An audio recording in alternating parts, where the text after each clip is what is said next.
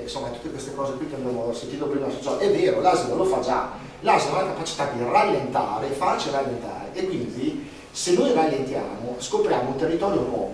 Guardate che il turismo, perché è in crisi il turismo? Il turismo è in crisi laddove è mancanza di idee.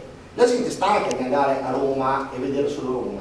La gente è vero che va a Roma per vedere il Colosseo, ma offritegli la campagna romana, una gita che ne so, a vedere le vecchie vie che escono da Roma, arrivano fino a Viterbo, al lago di Bolsena, che sono le vecchie vie, l'appia antica, tutte quelle cose lì. Si creano delle forme di viaggio, perché il vero senso di quello che serve oggi è viaggiare in modo intelligente.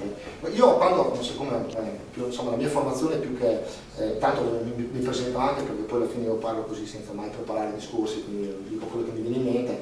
Io sono una guida ambientale escursionistica, ma in realtà sono un raccontastorie, cioè uno dei miei lavori principali è scrivere libri per bambini e raccontare storie.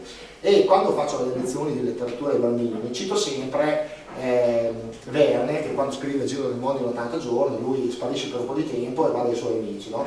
E Verne va dai suoi amici e dice: ah, ma finalmente dov'è che sei stato? Cioè, sono mesi che sei sparito. E dice: ho fatto un giro lungo, ho fatto il giro del mondo in 80 giorni. E loro i suoi amici dicono: vabbè, per forza, non ti abbiamo visto così. Comunque guardate, qui c'è il mio diario, se volete leggerlo. E gli amici leggono questo diario e dicono: si vede proprio che hai viaggiato, guarda come hai descritto bene i deserti, come hai descritto bene la grande muraglia cinese, no? E lui rideva, io lo chiamo Giulio, probabilmente.